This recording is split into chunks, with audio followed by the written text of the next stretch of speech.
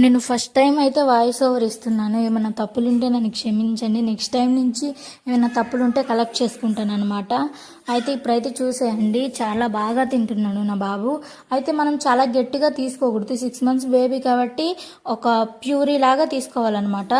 చూడండి నా బాబు ఎంత చక్కగా తింటున్నాడో.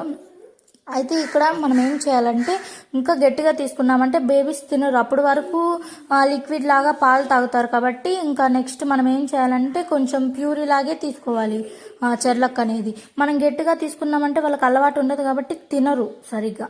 చూడండి నా బేబీ ఖాళీ చేసేసాడు బౌల్, అలా 1 స్పూన్ తింటాడనమాట. అయితే ఇప్పుడు వాడు చూడండి ఎలా ఎక్కిరిస్తున్నాడో నన్ను.